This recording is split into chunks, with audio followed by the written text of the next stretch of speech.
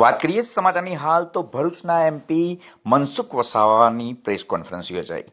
તેઓએ કહ્યું કે એમએલએ દર્શના દેશમુખે મારા પર ખોટા આક્ષેપ કરી પગ પર કુહાડો માર્યો છે. દર્શના દેશમુખે કરેલા આક્ષેપો બાદ મનસુખ વસાવાએ આજ રોજ પ્રેસ કોન્ફરન્સ કરી તેઓનું ખોટું અર્થઘટન કરી બેઠા છે, ખોટા લોકોને બચાવવાના પ્રયત્નો કરતા હોય એવું નિવેદન આપતા રાજકીય ક્ષેત્રે ખળભળાટ મચી જવા પામ્યો છે.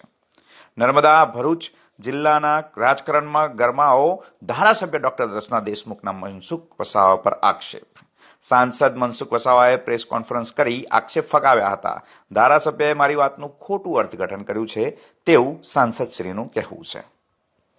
અત્રે ઉલ્લેખનીય છે કે ભરૂચના સાંસદ મનસુખ વસાવાએ નર્મદા જિલ્લાના કમલમ ખાતે એક પ્રેસ કોન્ફરન્સ યોજીને ભાજપ અને આપના નેતાઓ સામે ગંભીર આક્ષેપો કર્યા હતા, જેમાં ડોક્ટર દર્શના દેશમુખ સાંસદના વિવાદાસ્પદ નિવેદનનું ખંડન કરી તેમની સામે માનહાનિનો દાવો કોર્ટમાં કરવાની ચીમકી પણ ઉચ્ચારી હતી.